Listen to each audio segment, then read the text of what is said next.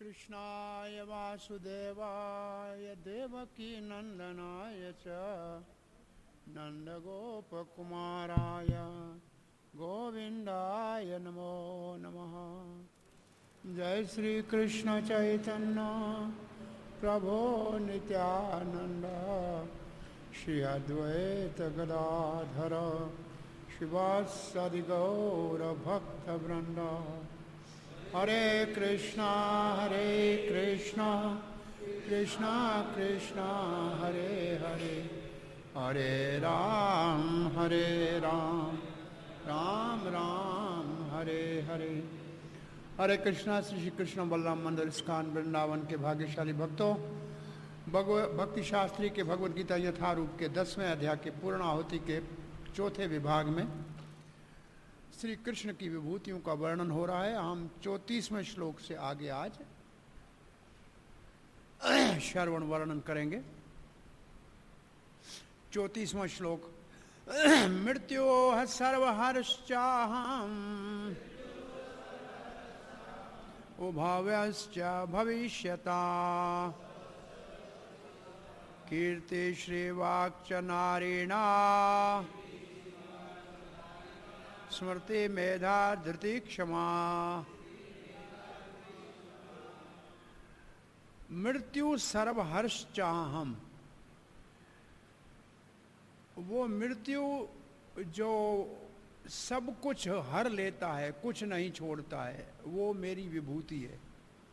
तो हम कह रहे थे काल 3 बार आया है यहाँ। तो एक जगह आया है जीर्ण करने के लिए, और एक जगह आया है दंड करने के लिए, और एक जगह यहाँ आया है सर्वहर करने के लिए।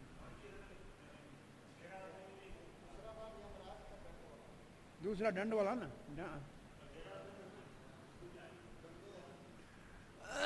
देख तो कौन से 3 श्लोकों में काल है। 32 भी काल है। कालो अस्ति लोक क्षम, वहाँ है प्रलय वाला काल, जो प्रलय करता है, संकर्षण करे या श्री शंकर करे। उसमें 2 उदाहरण आए थे, शंकर और संकर्षण। और एक काल पहले आया है जो चीज़ों को बनती है, फिर बिगड़ती हैं, फिर टूट जाती हैं। वो कौन सा था? ये 32 है। वो कौन सा है? वो श्लोक कहाँ था? 30 है? नहीं 30 नहीं, वो आगे था थोड़ा।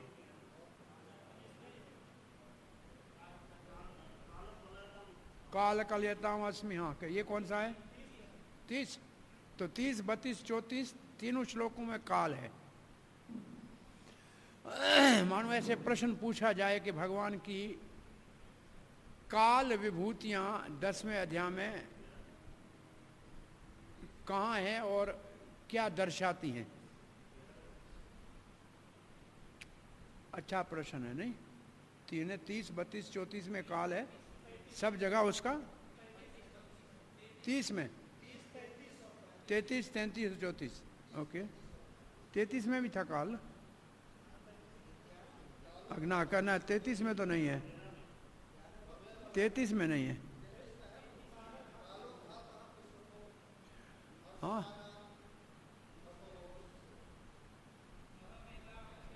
अम एवाक्ष कालो, अम एवाक्ष कालो। ओके,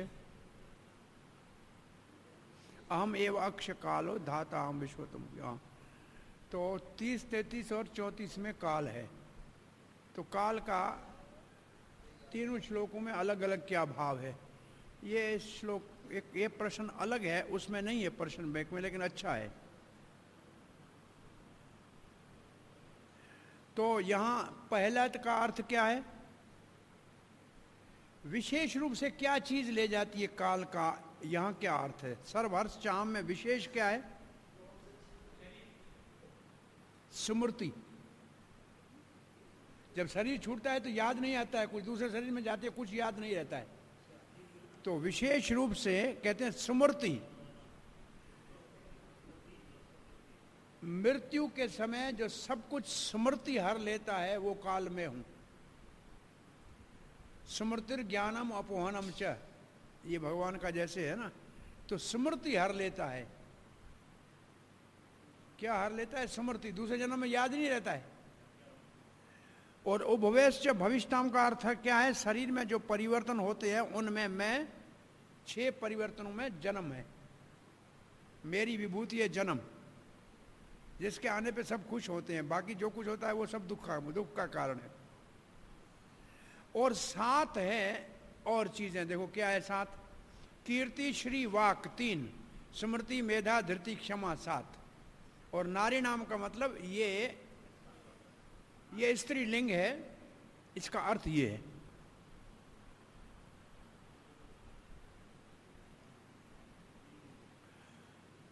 वैसे सभी लिखते हैं कि हर समय हम मर ही रहे हैं। भाई हर समय शरीर में उम्र कम ही हो रही है, परंतु वो मृत्यु जब सब कुछ भूल जाता है, वो काल मेरी विभूति है। और इसके लिए प्रमाण देते हैं भागवत के 11 स्कंद के 22 अध्याय के 39 श्लोक का। 11, 22, 39 उसमें लिखा है मृत्यु अत्यंत विस्मृति ही।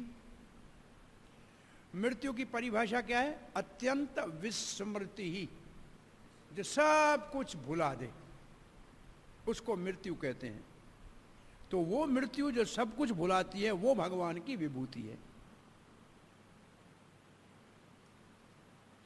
तो दूसरे का अर्थ तो आ गया। अब नारियों में अगर माने तो सुंदरता, श्री का अर्थ सुंदरता है। मधुरवाणी वाक है। और पहला क्या है शब्द? कीर्ति। कीर्ति का मतलब जिसकी बड़ी कीर्ति हो, महिमा हो। कीर्ति, सुंदरता, मधुरवाणी। और मेधा का मतलब अच्छी बुद्धि, अच्छी स्मृति।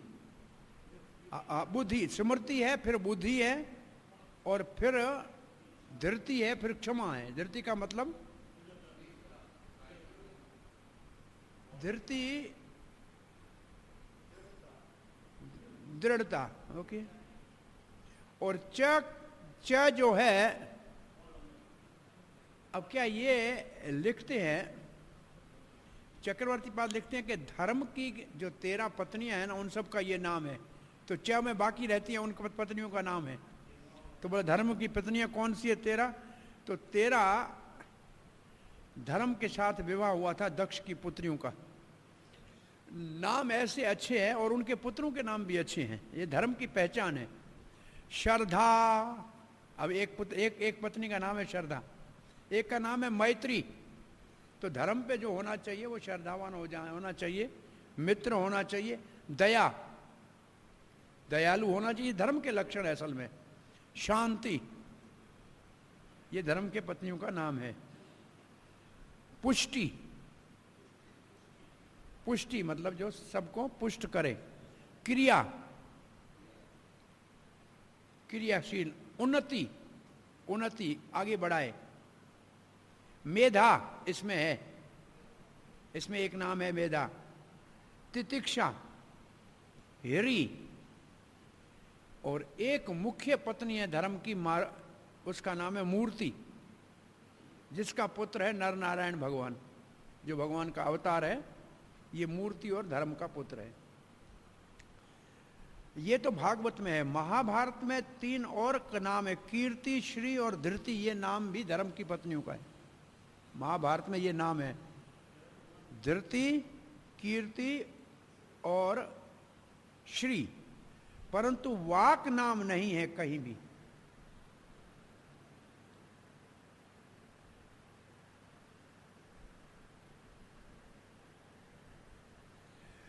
और बलदेव विद्याभूषण के जहां जो नारी लिखा है ना, ये जैसे हमने 8वें अध्याय में पढ़ा था ना कि जो यहाँ से देवयान मार्ग पे जाता है 12 देवता है और पितृयान में 8 देवता हैं, ऐसे ये भी देवियां हैं। ये भी इनका अपना एडिटी फॉर्म है, इनका अपना, ये क्या है, ये एक देवियां है अपने आप में, ये एक स्वरूप है अपने आप में, ये देवियां हैं, ये मूर्तियां हैं। अगर उनका किसी के ऊपर प्रतिबिंब पड़ जाए तो ये गुण उसमें आ जाते हैं, तो उसकी महिमा होती है। तो वास्तव में ये है देवियां, लेकिन जो उनसे का कृपा पात्र बन जाता है उसमें भी कीर्ति आ जाती है। ऐसा भाव है बलदेव विद्याभूषण जी का। वो कहते हैं धर्म की पत्नी, और ये कहते हैं मूर्ति, ये भी देवियां हैं। तो धर्म की पत्नी भी देवियां हैं जिसके ऊपर कृपा हो। अब प्रभुपाद जी इसका अर्थ चाहिए तो कीर्ति का अर्थ है कि जिसके गुण अच्छे हों, जैसे तो कोई धर्मात्मा हो तो उसकी कीर्ति होती है। तो ये कीर्ति की परिभाषा है जिसके अच्छे गुण, जैसे कि धर्म। और श्री का अर्थ है धन, जैसे धर्म अर्थ काम मोक्ष जैसे हो ना, तो वो धन। और दूसरा श्री का अर्थ है शरीर की कांति, कोई बहुत सुंदर हो। वाक का अर्थ है सभ्य भाषा, और स्मृति का मतलब सब कुछ याद करना।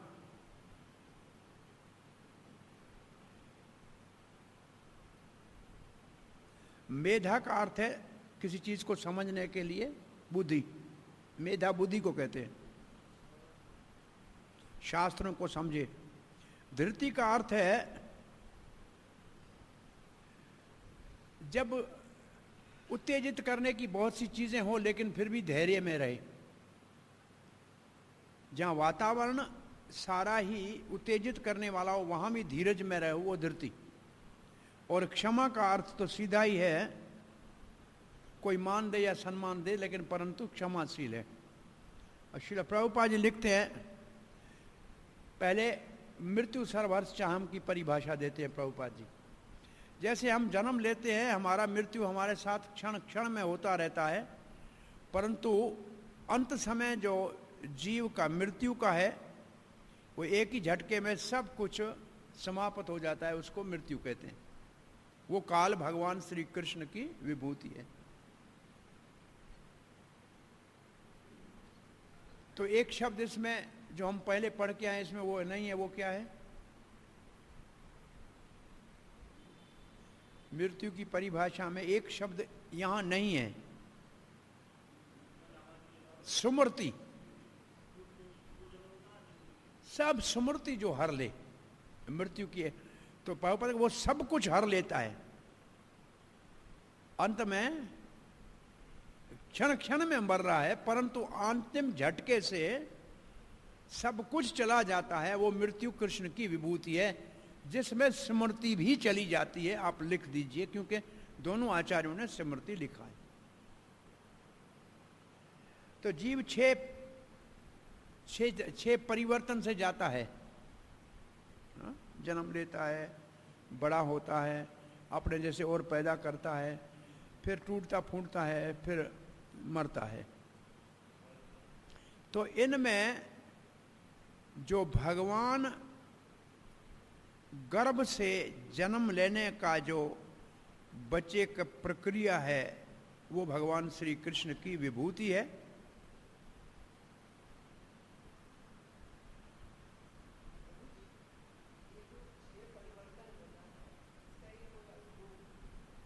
हाँ, श्लोक है, संस्कृत में शब्द हैं उसके लिए। कहीं देखा है कि श्लोक तो है मेरे पास, कहीं और कहीं जहाँ पढ़ाते हैं वहाँ लिखा होगा, कहीं ना कहीं है। जैसे वो जो 4 दोष हैं उनका भी श्लोक है। हाँ, वह इसका भी श्लोक है। जन्म, मेरे को याद नहीं, श्लोक है वो 4 हैं, वो तो गीता में ही है।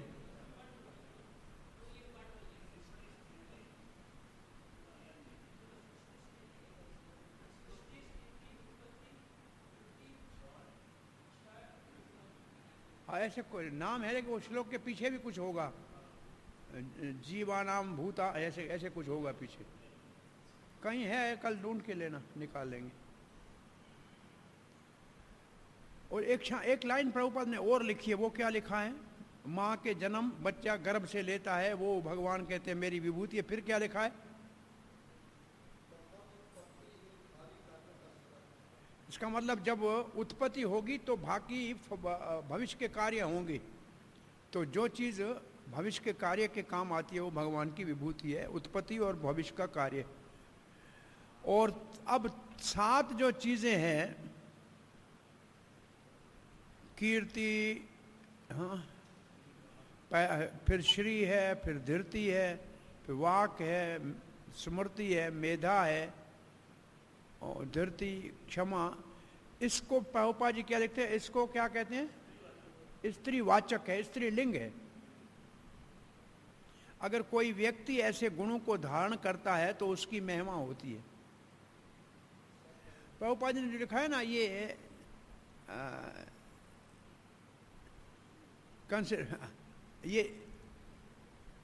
स्त्री लिंग है, वही चीज बलदेव विद्याभूषण लिखा है, वो मूर्तियां हैं, वो डीटीज हैं इसके नाम की। और फिर वही बात लिखी है कि जिसके ऊपर उनका प्रतिबिंब पड़ता है वो भी बड़ा, यहाँ जो शब्द लिखा है, जिसमें ये थोड़े गुण आ जाएं, कुछ आ जाएं तो वो बहुत बड़ा कीर्तिमान होता है, यशस्वी भी हो जाता है। तो वो जगह वहीं से लिया है, प्रभुपाद ने वही भाव लिया है। अगर कोई व्यक्ति बहुत ज्यादा धर्मात्मा है तो उसको कहेंगे कि ये कीर्तिमान है, तो उसकी कीर्ति बढ़ेगी। फिर ये सबकी परिभाषा दे रहे हैं। संस्कृत ऐसी भाषा है इसलिए वो बड़ी महिमामयी है, तो उदाहरण दे रहे हैं, भाई संस्कृत कीर्ति है, संस्कृत की कीर्ति है, तो वह भाषा के नाम से। अगर कोई अध्ययन करने के बाद याद करता है तो उसको कहते स्मृति। आपने अध्ययन किया, अगर आपको याद रहा तो आपकी स्मृति अच्छी है, तो ये गुण है। जिसको अच्छी स्मृति है उसको क्या कहते हैं? एक शब्द है उसके लिए, सूत्रधार। जो सुनता है वो सब याद रहता है। हाँ, श्रुतिधर, श्रुतिधर, हाँ श्रुतिधर।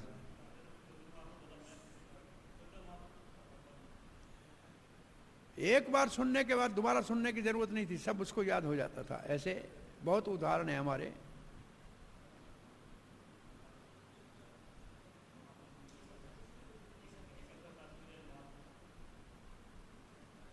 अब मेधा की परिभाषा प्रभुपाद जी क्या लिखते हैं? अधिक पुस्तक पढ़ने की कोई आवश्यकता नहीं है नाना विषयों के ऊपर, परंतु जो ठीक तरह से उनको समझे और उनको जीवन में उपयोग में लाए उसको मेधा कहते हैं। ये भी एक प्रकार का विभूति है।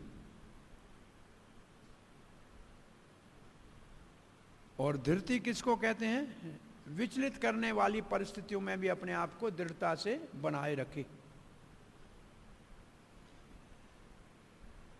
अगर अपने आप में सब योग्यता है फिर भी अगर निम्रता है, अपने जीवन में संतुलन रख सकता है दुख सुख में, उसको क्षमा कहते हैं। ये भी एक विभूति है। तो हम जा रहे हैं 35वें श्लोक में। ये 7 नाम जो है, ये इसमें 4-5 नाम, उसका अर्थ ये भी कभी कभी आता है, मेरे ख्याल में होगा आपके क्वेश्चन में, देखना। व्रत साम तथा साम नाम, बृहत साम तथा साम नाम, गायत्री छंद साम, मासानाम मार्ग श्रीशोहम, ऋतुनाम कुसुमाकरः, पहले तो 4 वेदों को वर्णन किया, उसमें 4 वेदों में मैं साम वेद हूं। अब कहते साम वेद में भी मैं व्रत साम हूं।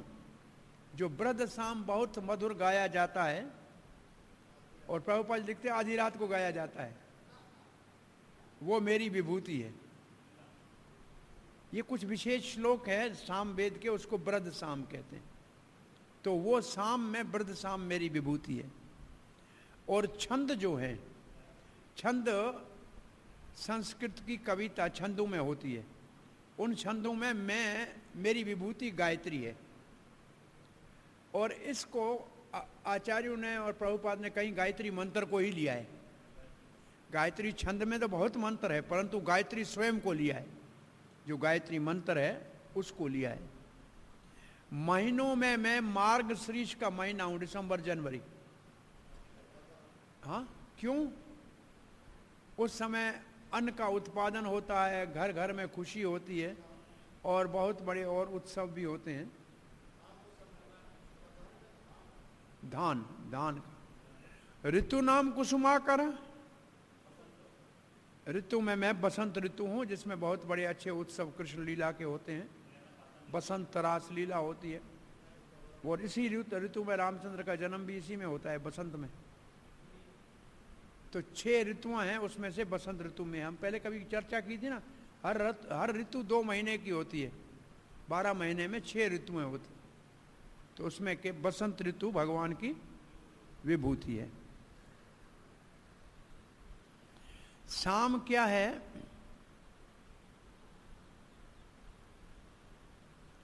शाम के अंदर जो व्रत साम है ना, उसमें ऋग्वेद के शब्द हैं, उसको व्रत साम कहते हैं।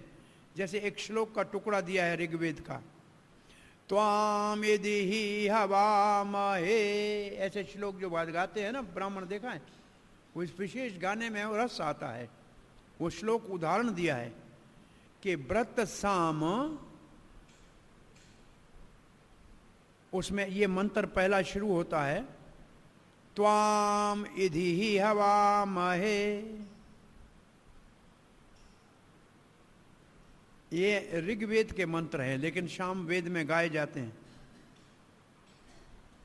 और सारा कार्य पूरा होता है, कोई उत्सव तब गाए जाते हैं जिसमें इंद्र की प्रशंसा है, जो सर्वशक्तिशाली है। और जितने भी छंद हैं उनमें गायत्री छंद में मेरी विभूति है। और उसके लिए कारण बताते हैं कि 3 वर्णों को गायत्री मंत्र देने से द्विज बनाया जाता है।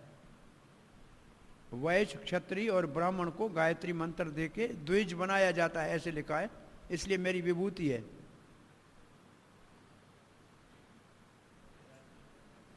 तो छंद के दोनों अर्थ लिए, कहीं इसको जो मीटर का है, मीटर का मतलब जो गाने का छंद है वो, और कहीं इसको मंत्र ही का है, दोनों अर्थ लिए।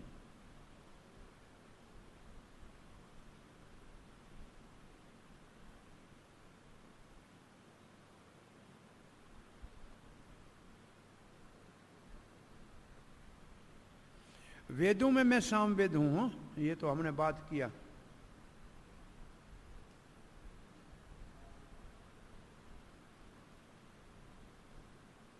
छांदोग्य उपनिषद में है कि जो कुछ श्रुति में लिखा है, गायत्री वा इदम सर्वम भूतम यद इदम किम च गायत्री, जो कुछ भी है वो सब गायत्री के आधार पर टिका हुआ है।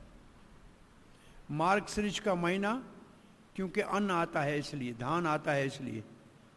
और कुसुमाकर क्यों है? सुंदर फूल खिलते हैं, बड़े बड़े उत्सव होते हैं। अब प्रभुपाद जी क्या लिख रहे हैं? वेदों में भगवान ने साम वेद बताया। अब साम वेद में भी बहुत सुंदर जो देवताओं की महिमा गाने वाला जो राग है उसको व्रत साम कहते हैं। और प्रभुपाद लिखता है वो आधी रात को गाया जाता है। और पहले हमने पढ़ा कि कोई बहुत उत्सव पूरा होता है तब ये गाया जाता है। संस्कृत में कुछ नेम है कविता के नेम है संस्कृत में। तो जो विशेष रूप से कोई अपने मर्जी से जैसे चाहे ऐसे कविता नहीं लिख सकता, संस्कृति में का एक मर्यादा है।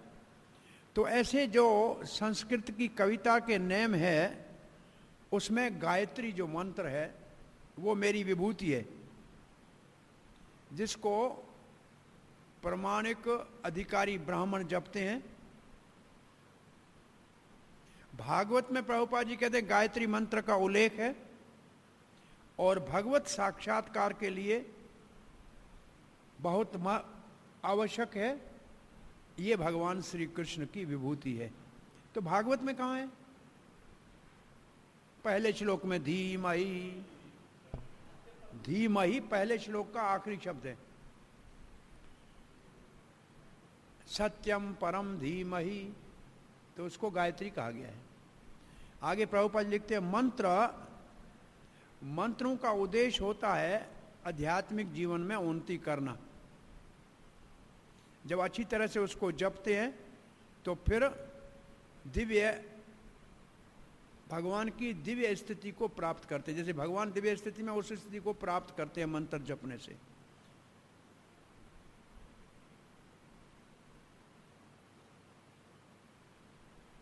अब प्रभुपाद कहते हैं कौन गायत्री मंत्र को जप सकता है? जो कम से कम सतोगुण में तो स्थित हो, इसका मतलब ब्राह्मण के गुण हो। वेदों में गायत्री मंत्र बहुत महत्वपूर्ण है। ये भगवान ब्रह्म का शब्द रूप है, और इसका शुभ आरंभ ब्रह्मा जी ने किया है, और ये फिर परंपरागत आ रहा है। महीनों में नवंबर दिसंबर, मार्गशीर्ष कहते हैं हम उसको, नवंबर दिसंबर, क्योंकि उस समय खेतों से धान आता है और सब लोग खुश होते हैं। और बसंत ऋतु क्यों है कि फूल बड़े नए खिलते हैं, हरे भरे वृक्ष रंगीन लगते हैं, और बसंत के अंदर भगवान श्री कृष्ण की बहुत लीलाएं घटित होती हैं।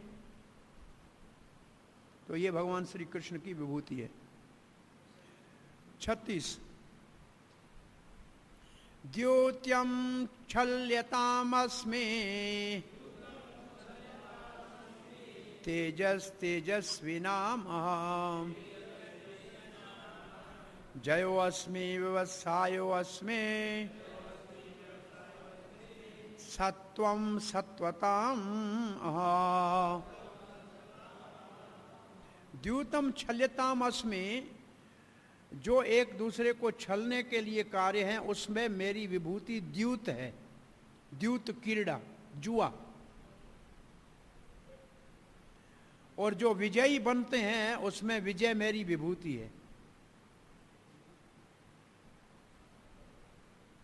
और जो परिश्रम और प्रयास करते हैं उनके अंदर प्रयास मैं हूं। व्यवसायो अस्मि, तेजस तेजस्वी नाम, जयो अस्मि व्यवसायो अस्मि। और जो बलवान है सत्वम, उनका सत्व, उनका बल मैं हूं। क्या लिखा है प्रभुपाद जी ने, इसका अनुवाद पढ़िए।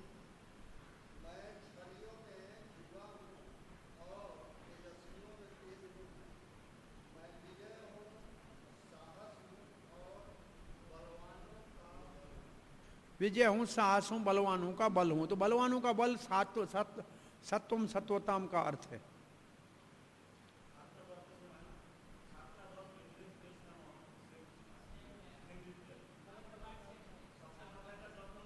सातवां अध्याय का उसमें क्या लिखा है? तेजस तेजसम बलम बलवताम चाम काम राग भूत जैसे।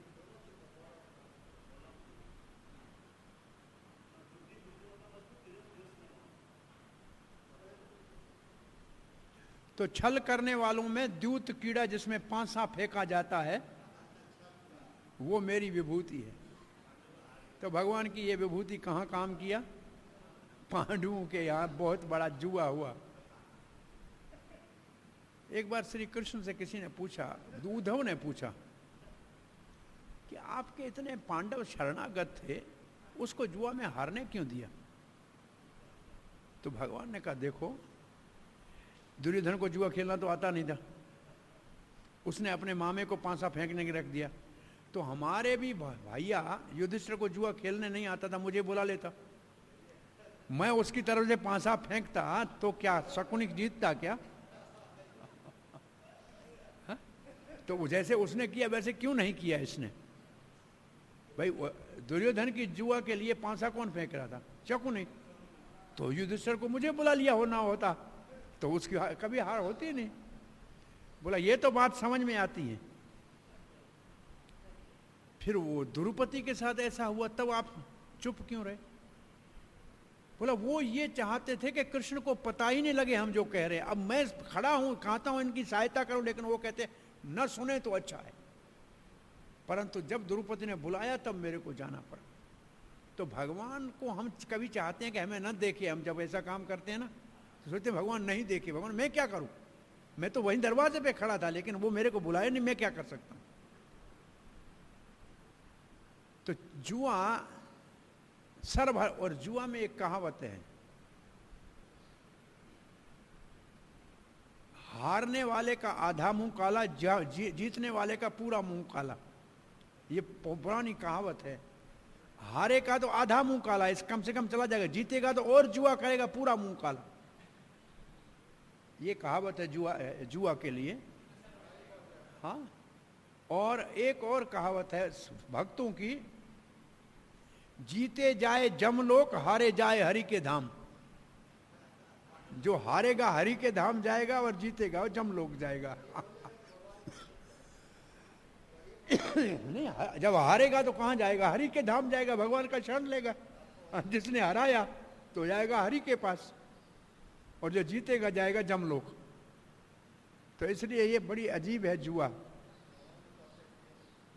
बलवानों का बल मैं हूं, विजयों की विजय मैं हूं, जो दूसरों को अपने संयम में रखते हैं। प्रयास करने वालों का फल मैं देने वाला, बलवानों का बल मैं हूं।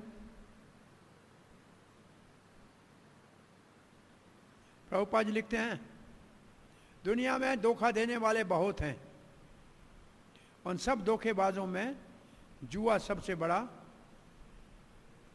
छल है, जो कृष्ण की विभूति है। इस विभूति को हम त्याग ही देते हैं भक्ति करने के लिए। कोई जुआ नहीं करनी, ये हमारे 4 नियमों में निषेध है।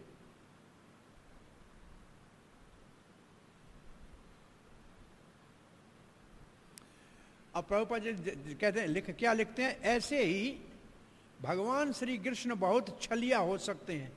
कोई मानव क्या उसके सामने छल करेगा? तब छल करने वाले में मैं, मेरी विभूति, कहाँ छल करने गए? भगवान वामन देव के रूप में छल करने गए तो जुआ करने की जरूरत नहीं रही, ऐसे ही छल लिया। तो कौन जीत सकता है भगवान को छल करना चाहिए? अब प्रभुपाद जी इसको बिल्कुल एक दूसरी दिशा में ले जा रहे हैं कि जो दुर्भाग्य वाले गीता के टीकाकार कृष्ण को छलना चाहते हैं और सामान्य जनता को कहते हैं कृष्ण से कोई बड़ा है, उनको तो कृष्ण छल ही लेता है। वो तो कभी भी अपने जीवन में कृष्ण को समझ नहीं पाएंगे। तो जो कृष्ण को छलना चाहता है टीका में, उसको हटा के किसी और को महान करना चाहता है, उसको श्री कृष्ण छल के अपने आप की जानकारी कभी नहीं होने देता, वो भटकता रहेगा। भगवान अगर किसी को छलना चाहे तो कौन उनसे आगे बढ़ जा सकता है? कौन और बड़ा छलिया हो सकता है? तो भगवान की महानता किसी एक पक्ष की नहीं है, बहुपक्ष की है। और फिर तो शब्दों का अर्थ लिखा है।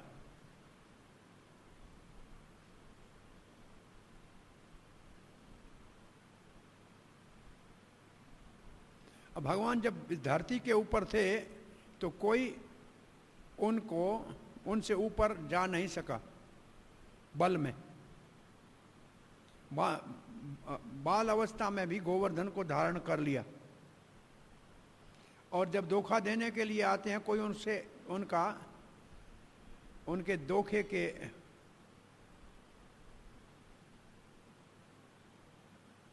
न कोई उनको जीत सकता है। इन सब में प्रभुपाद सीधा कृष्ण के लिए उदाहरण दे रहे हैं। 37वां श्लोक, वृष्णीनाम वासुदेवो अस्मि पांडवानाम धनंजयः मुनीनाम अहमपि व्यासः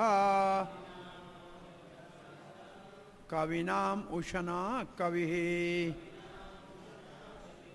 वृष्णियों में मैं वसुदेव हूं, पांडवों में मैं अर्जुन हूं, और ऋषियों में मैं व्यास हूं, मुनियों में मैं व्यास हूं, और बुद्धिमानों में मैं उष्णा कवि हूं। उष्णा कौन है? शुक्राचार्य।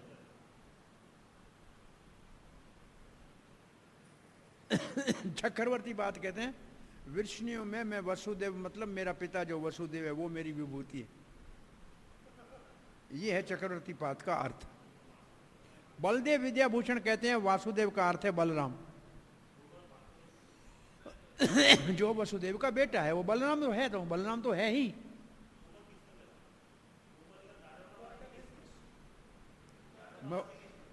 अब वो कारण लिखते हैं, दोनों बातों में वसुदेव हो या बलराम हो,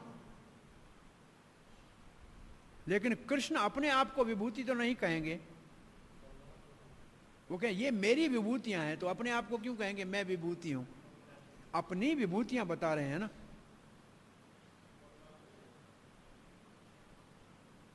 पाणिनि का रूल बताते हैं, वासुदेव का अर्थ होता है वसुदेव का पुत्र,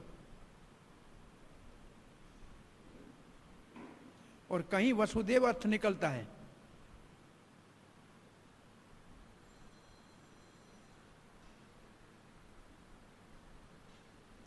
चक्रवर्ती कहते हैं कृष्ण को मानना ठीक नहीं लग रहा है, क्योंकि विभूति अपनी विभूतियां बता रहा है, तो स्वयं थोड़ी विभूति हो सकता है।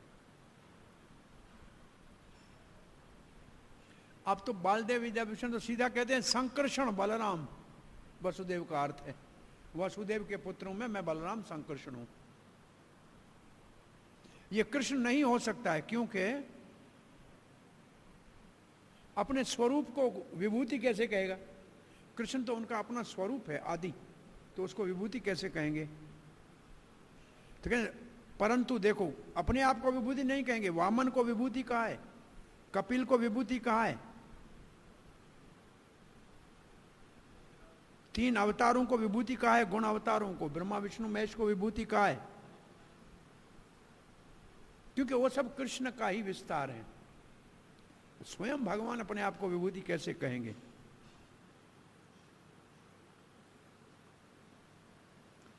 एक चार्ट है उसके पास, डॉक्टर राधाचरण के पास, विभूतियों में कौन से देवता हैं, कौन से भगवान के अवतार हैं, कौन से पशु हैं, कौन से क्या है, एक पूरी चिट्ठी, एक पूरा बना हुआ है।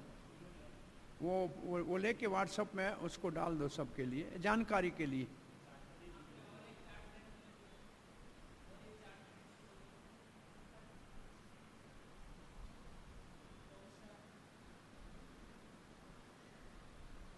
मुनि नाम जो मननशील है, उनमें मैं व्यास बादरायण हूं, वो मेरा अवतार है। सामान्य मुनि नहीं है, वो मेरा अवतार है। जो सूक्ष्म चीजों को जानने वाले हैं, उसमें मैं शुक्राचार्य हूं, उष्णा कवि, असुरों का गुरु, जिसको कवि कहते हैं। प्रभुपाद लिखते हैं कृष्ण आदि पुरुष है। देखो क्या लिखा है, कृष्ण आदि पुरुष है, और बलराम कृष्ण के प्रथम विस्तार है। और बहुत भाई दोनों कृष्ण और बलराम वसुदेव के पुत्र हैं, दोनों को वसुदेव कहा जाता है।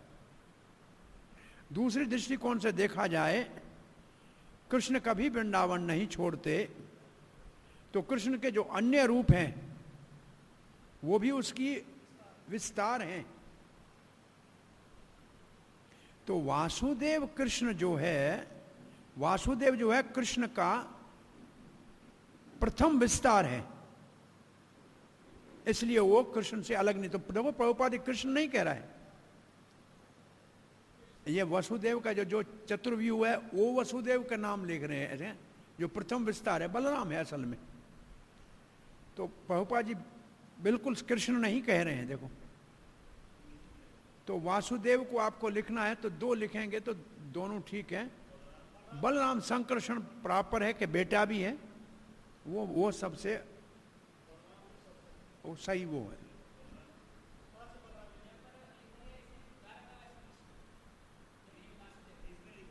अब प्रभुपाद आगे लिखते हैं, इस श्लोक में बलराम को ही कहा गया है जहां से सब अवतार आते हैं, ठीक है।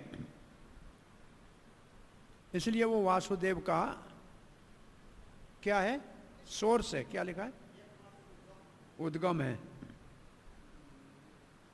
और भगवान के जो अपने विस्तार है उनको स्वांश कहते हैं, और जो जीव है उसको विभिन्न अंश कहते हैं। अर्जुन धनंजय मेरी विभूति है पांडवों में, जब भगवान ने कहा गया तो अर्जुन को कैसे लगा होगा, सुन रहा था विभूतियां और कह रहा था पांडवों में अर्जुन मेरी विभूति है। तो ये वासुदेव वाली बात को ध्यान रखना, राम वाली बात को ध्यान रखना। शस्त्रधारियों में राम में हूं तब कौन, परशुराम। और वृष्णिवा क्या,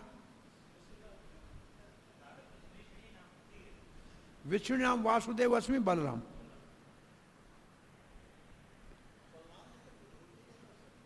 नहीं, जहां से सब अवतार निकलते हैं और अवतारों को विभूतियां कही हैं।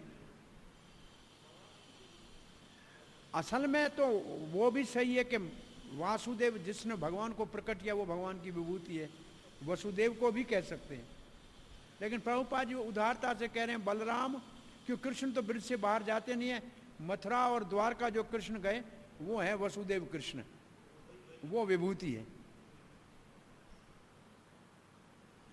तो इसका मतलब दो जन्म हुआ था ना, यशोदा कृष्ण और देवकी नंदन, यशोदा नंदन देवकी नंदन। और एक चरण का अंतर है दोनों में के जन्म में। वसुदेव और देवकी के यहाँ रोहिणी नक्षत्र के द्वितीय चरण में जन्म लिया, दूसरे चरण में तो नाम होगा वह से, तो कहते हैं वासुदेव कृष्ण। और यशोदा मैया के वहाँ तीसरे चरण में रोहिणी नक्षत्र के प्रकट हुए तो उसका नाम होगा विहारी। हाँ, विहारी, ऐसे इसका अध्ययन किया है। अध्ययन जिन्होंने किया है शास्त्र का वो ऐसे इसका वर्णन करते हैं कि दो जगह प्रकट हुए, वो दूसरे चरण में, ये तीसरे चरण में।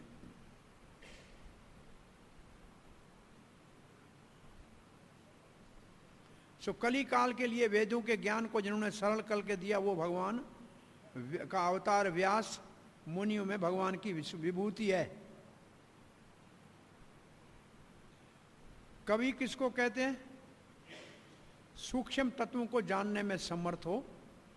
और उष्णा कवि का मतलब शुक्राचार्य जो दैत्यों का गुरु है, अति बुद्धिमान है और दूरदर्शी राजनीतिक है। हाँ, और उसके पास एक विद्या थी विशेष रूप से, क्या नाम, कौन सी विद्या थी, मृत संजीवनी विद्या। और शुक्र आचार्य ने अपने बेटे को भेजा था उससे विद्या प्राप्त करने के लिए, अपने शत्रु के गुरु के पास। उसका कच्छ को भेजा था और कच्छ को फिर श्राप दिया था, देवयानी के ब्राह्मण तेरे को पति मिलेगा ही नहीं। तो इसलिए फिर देवयानी का विवाह हुआ क्षत्रिय के साथ, जो विलोम विवाह है, अनुलोम नहीं है, विलोम है, नीचे वाला उल्टा।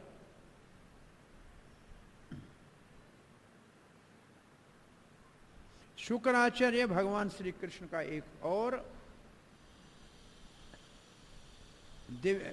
दिव्य विभूति 38। दंडो दम्यतामस्मे नेत्रस्मे जिगिष्टा मौनम चैवास्मे गुह्यानाम ज्ञानम ज्ञानवताम अहम। दंड देने वालों में मैं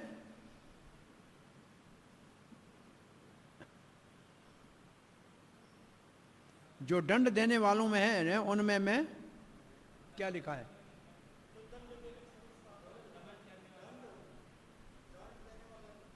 क्या लिखा है?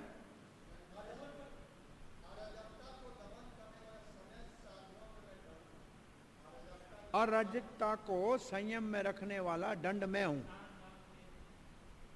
वो भी दंड है, पर ये दंड कौन सा है?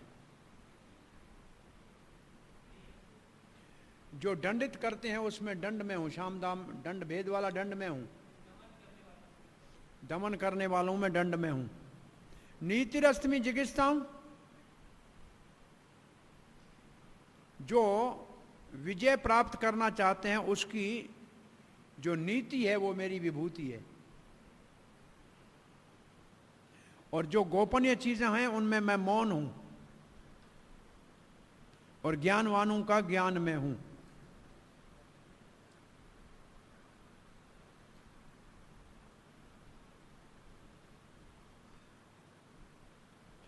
गलत रास्ते में जाने वालों को सही रास्ते में लाने के लिए जो दंड दिया जाता है वो मेरी विभूति। गलत रास्ते में जाने वालों को सही रास्ते में लाने के लिए जो दंड दिया जाता है वो मेरी विभूति है। और जो विजय प्राप्त करना चाहते हैं उनकी जो सही नीति है वो मेरी विभूति है। मौन, ध्यान, जो श्रवण है, मनन है, उसमें जो ध्यान है वो मेरी विभूति है। ऐसा लिखते हैं बलदेव विद्याभूषण। ये 3 शब्द हैं, श्रवण, मनन, निध्यासन। ये है वेद वाक्य। सुनो, फिर मनन और फिर निध्यासन। श्रवण, मनन, निध्यासन। तो निध्यासन मेरी विभूति है। निध्यासन जो है ना, जिसमें ध्यान किया जाता है।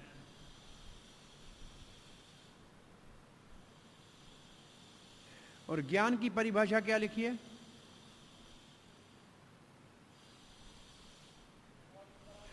प्रभुपाद जी ने पहले का अर्थ क्या लिखा है, देखिए।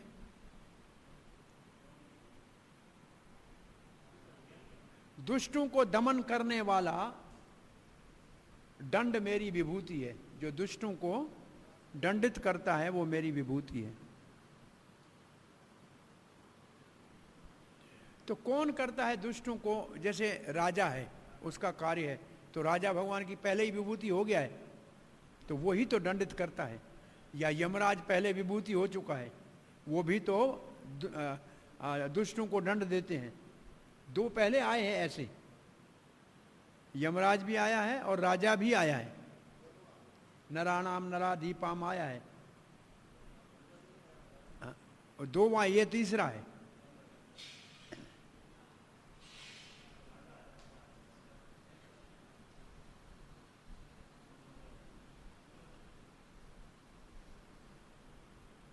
प्रभुपाद ने वही शब्द लिखे हैं, श्रवण, मनन और निध्यासन।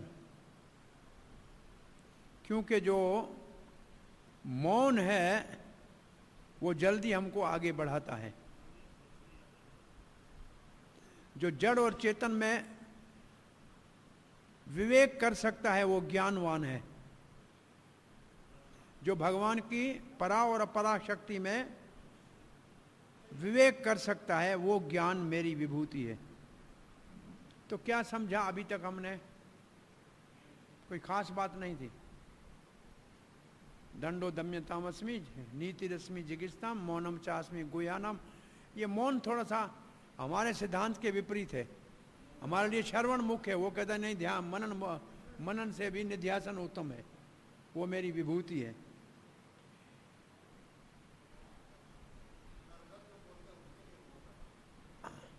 ये चापि सर्वभूताना बीजम तदहम अर्जुना न तदस्ति विना यत्स्यान् मया भूतम चराचरम। सारे जीवों की उत्पत्ति का बीज मैं हूं अर्जुन। कोई चर अचर जगत में मेरे बिना अस्तित्व उसका हो ही नहीं सकता।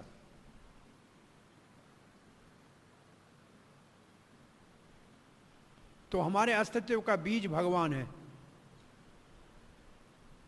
मैं सब जीवों का बीज हूं। और कारण बता रहे हैं। क्या कारण बता रहे हैं? जो चर अचर जगत है वो मेरे आधार पे टिका हुआ है।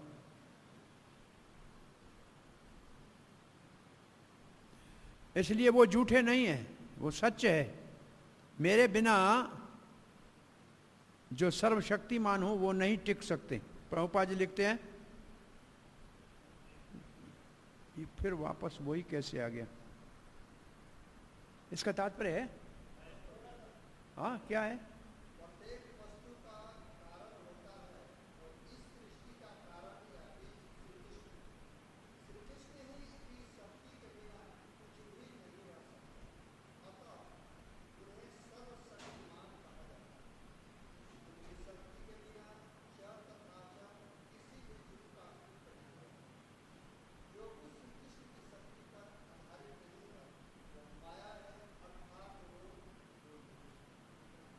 वो माया है, वो नहीं है। नान्तो अस्ति मम दिव्याना विभूतीनां परन्तपा एष तु देशतः प्रोक्तो विभूतिर्विस्तरो मया।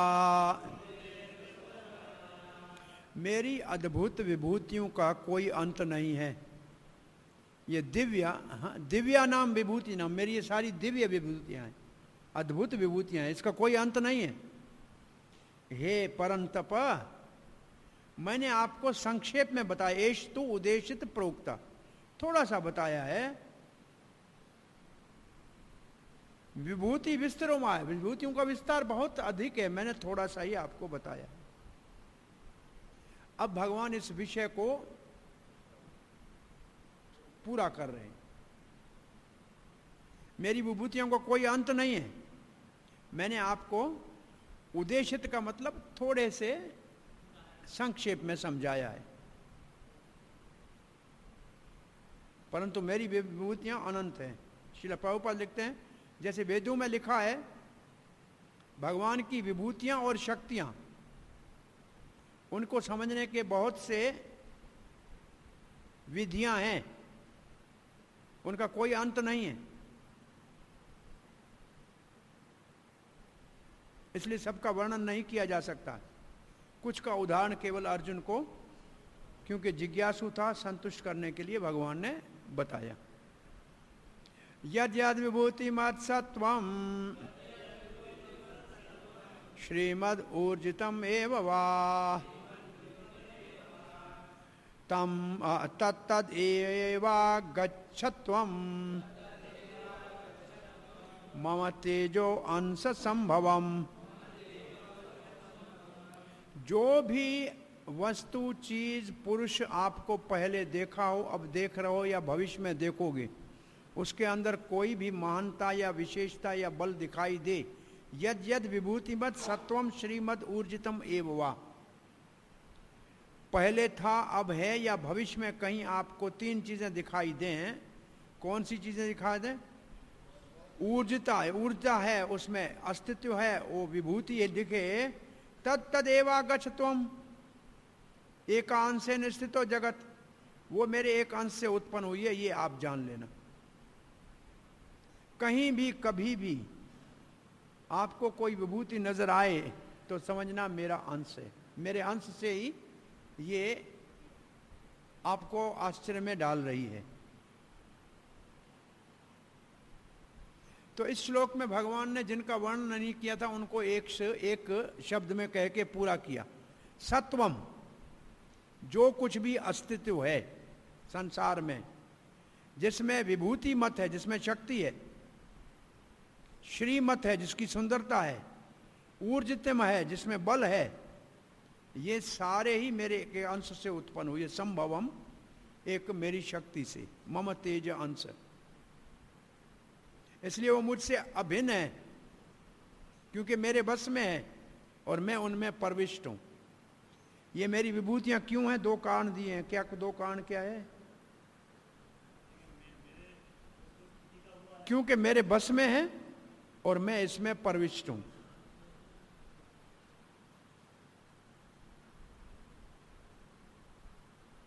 श्रील प्रभुपाद लिखते हैं, जितना ये सुंदर और कीर्तिमान जगत में दिख रहा है वो भगवान श्री कृष्ण के अंश से ही विभूषित है। ये चाहे अध्यात्म हो चाहे भौतिक जगत में हो। कोई चीज अति आश्चर्य में डालने वाला कोई चमत्कारी विभूति है तो समझना चाहिए ये श्री कृष्ण की विभूति है, बस। अब पूर्णाहुति का श्लोक पढ़ रहे हैं। अथवा बहुनेतेन किम ज्ञातेन तव चार्जुना विष्टभ्याम इदं कृष्णम एकांशेन स्थितो जगत्। परंतु अर्जुन, क्या इतनी सारी एक एक करके मेरी विभूतियों को जानने की आवश्यकता है? क्या जरूरत है? अथवा एतेन बहुना किम ज्ञातेन तव अर्जुन। क्या आपका प्रयोजन है इतना सब जानने की जरूरत? जान इतना ही मान लो कि मेरे एक अंश से एकांशेन स्थित मैं विष्टभा अहम कृष्णम। इस जगत में एक मेरा अंश है, उसमें ये जगत है, मैं इससे बहुत अलग हूं।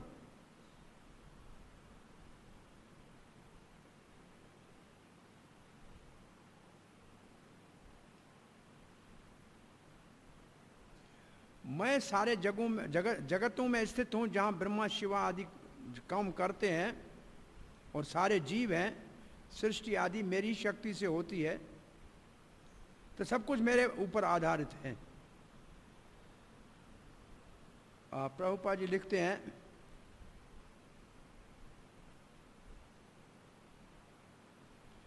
भगवान इस जगत में परमात्मा के रूप में सब में प्रविष्ट है। और अर्जुन को भगवान क्या कह रहे हैं? कोई क्या जरूरत है ये सब कुछ इतना विस्तार से मेरी विभूतियों को समझने की? बस इतना ही जान लो कि मेरे एक परमात्मा रूप से जगत में प्रवेश होने से ये सारा जगत कार्य कर रहा है। और ऐसे एक जगत नहीं, ऐसे कोटि ब्रह्मांडों में मेरे परमात्मा विस्तार से काम चल रहा है। मैं तो गोलोक में गैया चरा रहा हूं, मुझे कुछ नहीं करना पड़ता है। वो ब्रह्मा जो प्रथम महान पितामह है, वहां से लेके इस छोटी चूंटी तक जिसका अस्तित्व है, उन सब में मैं प्रविष्ट हूं और मेरे आधार पे टिके हुए हैं।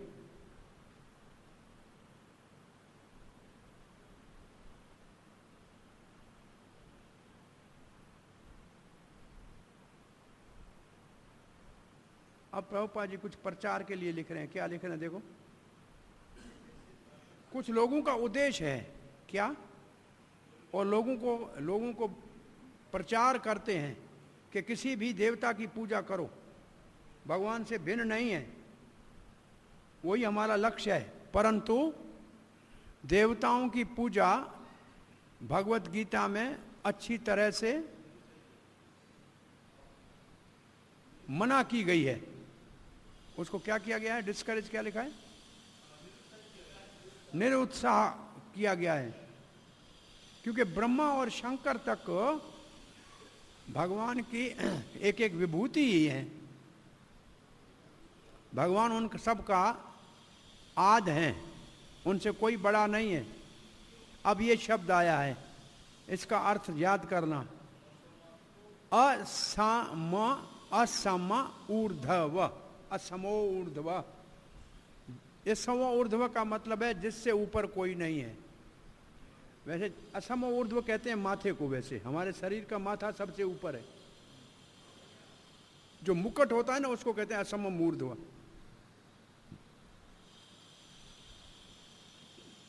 पद्म पुराण में क्या कहा गया है? जो भगवान श्री कृष्ण को और देवताओं को समान समझता है वो नास्तिक है, वो पाखंडी। वहां शब्द लिखा है पाखंडी है।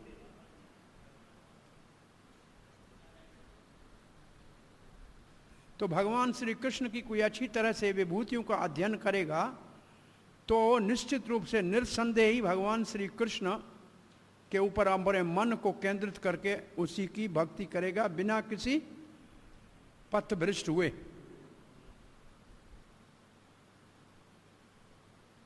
तो भगवान अपने विस्तार परमात्मा से पूरे जगत में प्रविष्ट है। शुद्ध भक्त इसलिए अपना मन कृष्ण भावना में भक्ति के पूर्ण भक्ति के द्वारा भगवान के ऊपर केंद्रित करते हैं और सदा ही दिव्य स्थिति में रहते हैं। तो भक्ति और कृष्ण का पूजा या सेवा स्पष्ट रूप से इस अध्याय में 8 से 11 श्लोक चतुर्श्लोक में बताई गई है। यह है शुद्ध भक्ति का मार्ग।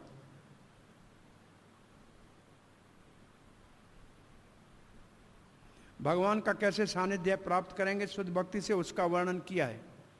श्री बलदेव विद्याभूषण ने अपनी पूर्ण आहुति ऐसे की है। यशक्ति लेशात सूर्याद्या भवन्ति अत्य उगर तेजसः तदांसेन धृतम विश्वम सकृष्णो दशमेर्च अर्च्यते। भगवान श्री कृष्ण जिसकी शक्ति से शक्तिशाली सूर्य सबको प्रकाश दे रहा है और उसका एक अंश पूरे जगत का आधार बना हुआ परमात्मा है, इसलिए भगवान श्री कृष्ण परम पूजनीय है। ये हमारा 10वां अध्याय पूर्ण आहुति पे पहुंचा। हरे कृष्ण। तो 10वें अध्याय के प्रश्न क्या है, थोड़ा तो उनका हाथ लगाओ प्रश्नों को।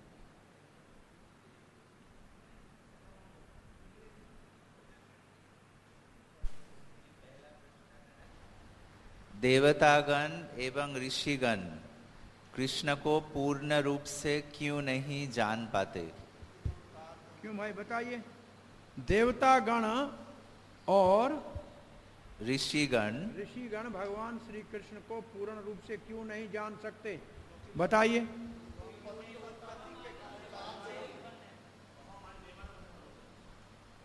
अहम आदिरी देवा नाम, क्योंकि उनकी उत्पत्ति का कारण भगवान श्री कृष्ण है, उनके जन्म का कारण ही भगवान श्री कृष्ण है, तो फिर वो भगवान श्री कृष्ण को कैसे जानेंगे?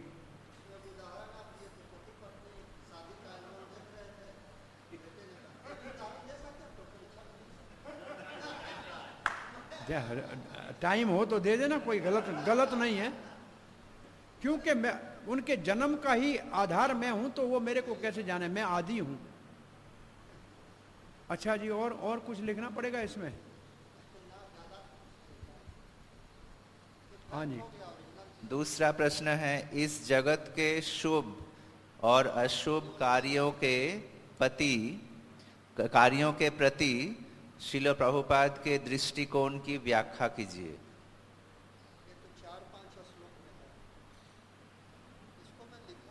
ये कौन से श्लोक में है?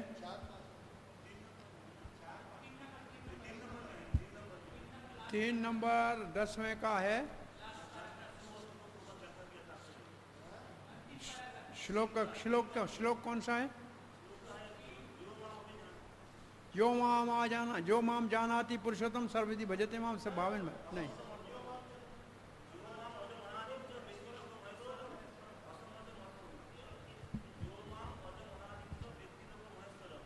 यो माम अजमनातिम च वेति लोक महेश्वरम असमूढ़ समर्थ्य सर्व पाप ही परमुच्यते। तो सर्व पाप ही परमुच्यते का मतलब पाप हो या पुण्य हो संसार का, वो भौतिक में शुभ अशुभ की परिभाषा है। क्या लिखा है?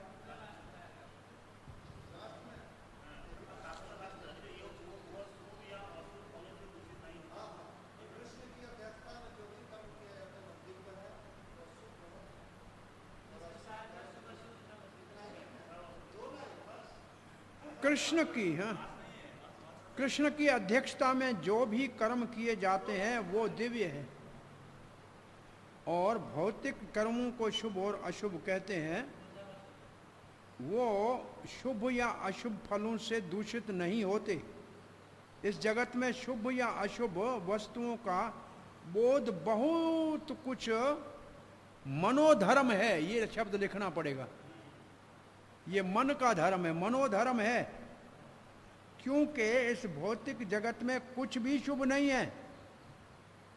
क्योंकि भगवान ने कह दिया है दुखालय में, तो इसमें कहां से सुख आएगा? ये शुभ कहां है? ये शुभ अशुभ है। प्रत्येक वस्तु अशुभ है, क्योंकि प्रकृति स्वयं ही अशुभ है। हम इसे शुभ मानने की कल्पना मात्र करते हैं। वास्तविक मंगल तो पूर्ण भक्ति और सेवा भाव से युक्त कृष्ण भावना अमृत पर ही निर्भर है। अतः यदि हम तनिक भी चाहते हैं कि हमारे कर्म शुभ हों, तो हमें परमेश्वर की आज्ञा से कर्म करना चाहिए। ऐसी आज्ञा श्रीमद् भागवत तथा भगवत गीता जैसे शास्त्रों में है। चूंकि गुरु भगवान का प्रतिनिधि होता है, अतः उसकी आज्ञा। सो ये आपको मिला अब तीसरे के अंतिम परिच्छेद में इसका समाचार है। इसमें मुख्य शब्द जो आपको लिखना याद करना है, मनोकल्पना। ये मनोधर्म है, मनोकल्पना है। और शुद्ध इस संसार जगत में कुछ शुभ नहीं है, क्योंकि जगत ही शुभ नहीं है। फिर जो भी खिचड़ी बनानी बने बनाओ, ये शब्द जरूर लिखना और इसकी तुलना करना कि शुभ केवल कृष्ण भावना के कार्य होते हैं जो भगवान से जुड़े हुए हैं। 4 और 5 श्लोक के तात्पर्य से कौन से प्रकार का भय जीवों को है और उसके कारण क्या है, ऐसे भय से कैसे मुक्त हुआ जाए।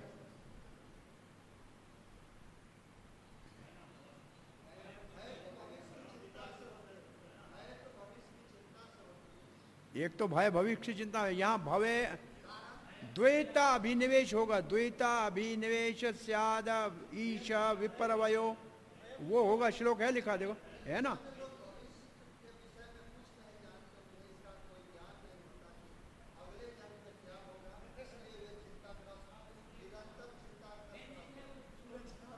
कौन सी जगह पे? 4 और 5 दोनों में, एक में? तात्पर्य एक है। तो ये वो तो नहीं जिसमें सारे लिखे हैं, उसमें एक भय है।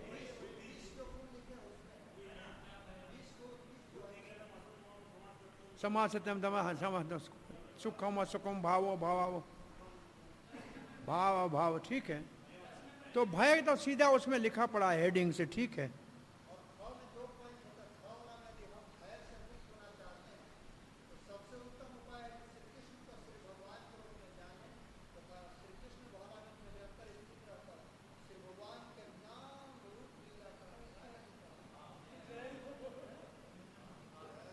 अब ये आपकी विभूतियों का प्रश्न आ रहा है। देखो उदाहरण दीजिए 8 कृष्ण का मानव में, देवता में और भौतिक प्रकृति में। ये 3 मतलब 8 इसमें देना है विशेष करके। किसमें? मानव में क्या है, देवता में क्या है और भौतिक प्रकृति में क्या है। अब ये वो एक चार्ट देख के उसमें से निकाल के रखो, ठीक है। हाँ जी,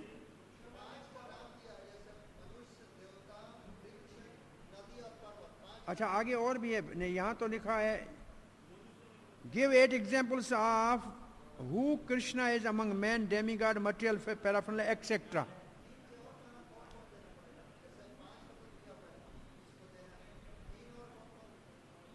नहीं, यहाँ तो 5 कौन से दिए हैं यहाँ? नहीं, ये नहीं है। देखिए मानव में मैं राजा हूं, नराणाम नराधीपाम लिखना पड़ेगा। मानव में राजा हूं मैं। ऐसे देवताओं में इंद्र हूं, देवताओं में वासव, इंद्र लिखना पड़ेगा। वृक्षों में अश्वत्थ वृक्ष, यहाँ वृक्ष आया लिखा नहीं है, मटेरियल पैराफर्निया में लिखी है। एक वृक्षों में अश्वत्थ वृक्षों, फिर तो घोड़ों में अच्छा उच्च शर्वा हूँ, हाथियों में ऐरावत हूँ, नदियों में गंगा हूँ, ये तो लिखते जाइए।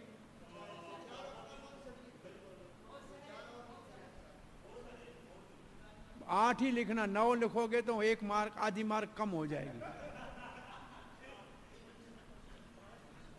अब 5वां प्रश्न है, आपको इसका उत्तर मिलेगा 11वें श्लोक में। तेषाम एवानुकंपार्थम अज्ञम अज्ञान नाश्यामि आत्मभावस्तो ज्ञान दीपे न भास्वत।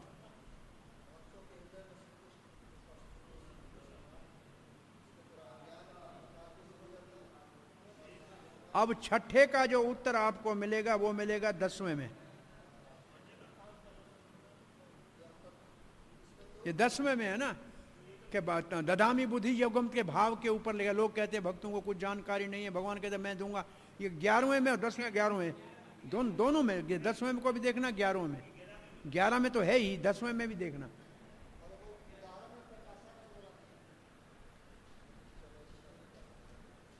अपने विभूतियों को भगवान उपसंहार कैसे कर रहे हैं? आखिरी 3 श्लोक में, लास्ट वाला मुख्य है सबसे। चलो जी, अब 11वां अध्याय कल शुभारंभ करेंगे।